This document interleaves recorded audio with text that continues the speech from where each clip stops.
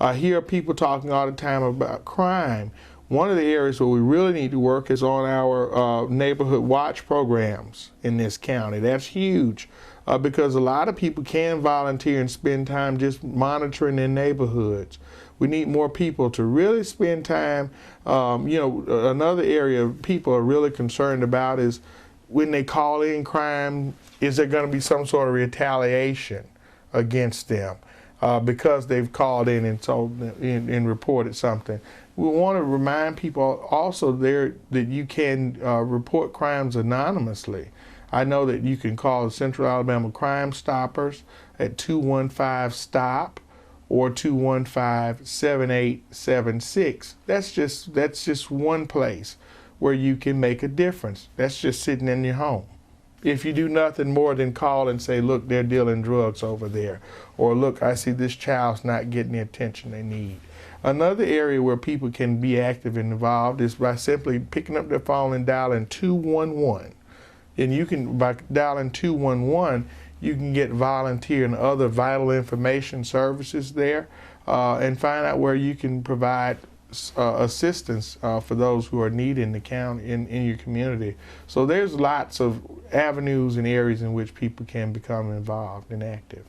What's your timeline for the completion of your $1.5 million project? Well, we're currently in the design phase. Like I said, this has been a multi-year process, so this is not something that was just haphazardly arrived upon, but it's something that has been planned for, studied for, and again, we have an idea of how much grant money we'll have obligated. We now know just about how much money we're going to have to come up with on our side. We originally requested about $1 million for this project, knowing that we would not get that much. But with that being the case, we're looking at about a year to completion. We're hoping to have design completed within the next several weeks, and then hopefully the council can sign off on a design and then authorize us to seek bids. At that point, the town staff and myself will work very closely with the mayor to seek additional funding, be it through our own local funds or through loans that we'll have to obtain in order to make up the difference between what's been granted and what the actual cost of the project will be. So about a year or just beyond that to get it all completed. When did you begin your strategic plan? Well, we're actually in the second strategic plan since I've been town clerk. Our original plan when I came in as town clerk was adopted in 2000. I became town clerk here in about 1999, and then we immediately started about a one-year process to get a strategic plan developed because we did not have a plan ever that had been developed for the town of Shorter. Many people think that Shorter is an older town, but we're actually just about 25 years old. We were actually incorporated in 1984, but being that we're now in our second plan, we just adopted it last year, and it incorporated much of what we weren't able to get accomplished in the first plan, and then also took into to account some of the new things that were issues for our citizens that were identified through our public planning process. To what do you attribute this town's ability to stay focused and to stick to your guns on pursuing your mission? First, it's leadership. We are blessed to have a very strong mayor, a very honorable mayor, who's very inclusive and concerned about her citizens. She's concerned about her members of the council, and she takes very seriously her job as mayor. Certainly, having been a former school teacher gives her the proper temperament, I believe, to be able to work with folks of all kinds of backgrounds. But with that being the case, we also have a good support mechanism in our council.